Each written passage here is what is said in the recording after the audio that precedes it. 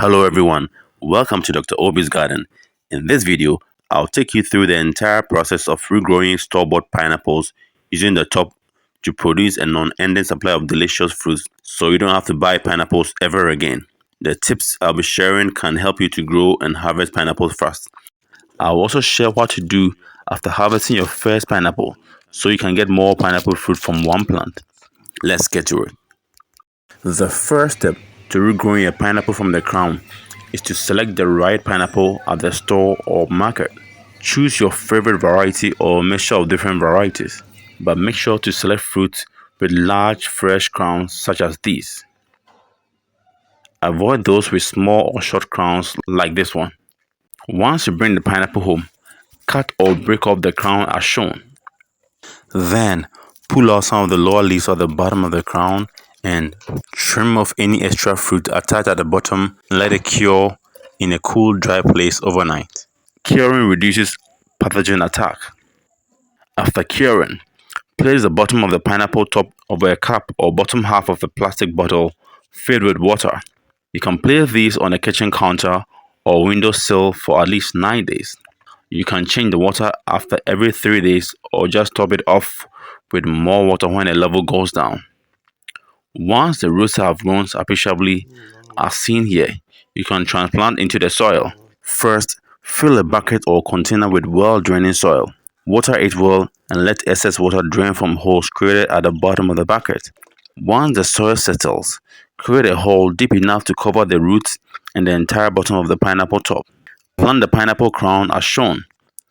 You can sprinkle in a little bit of cinnamon or turmeric powder or even fungicide to prevent against fungal attack. Since the soil is already wet, water the pineapple lightly after planting. Pay attention to where you keep the plants.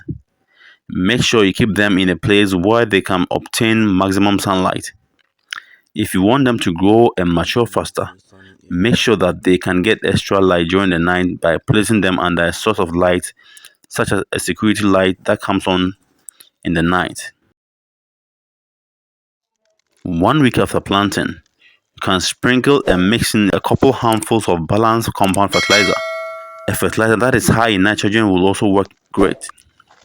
Depending on the soil type and the weather conditions, you can maintain a once-weekly watering regime during the first few weeks. The fertilizer application can be repeated after another 2 months when visible growth in the leaves can be seen. From this stage, you can adopt a twice-weekly watering regime until the plants grow big before increasing to a thrice-weekly watering pattern. Although you can follow the watering regime prescribed in this video, pay attention to the soil surface when watering. If it is wet or moist, don't water. Water only when the soil surface is dry.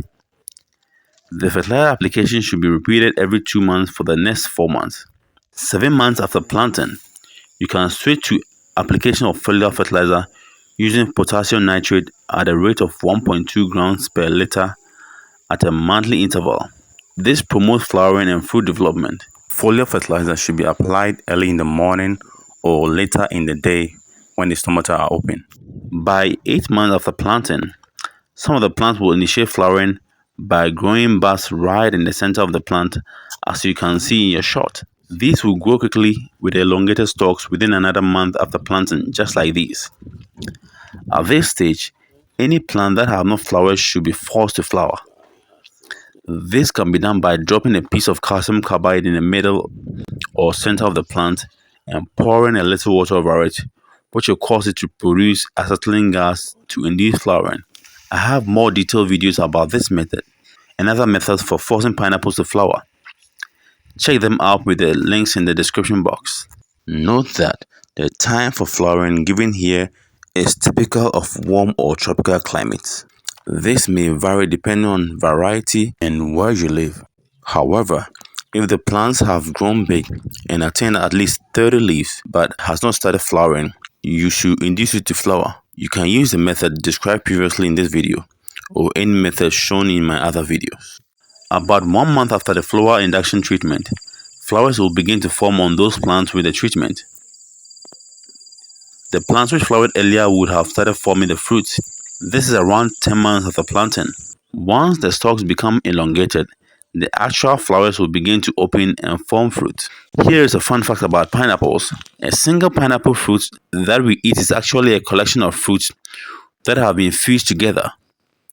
So next time you're eating a pineapple, know that you're eating many fruits, not just one. By the 12th month of the planting, or 4 months after flowering, you can start harvesting your first fruits. The variety that I grew is known as the sugar loaf. Once mature, it is sweet even if it looks green.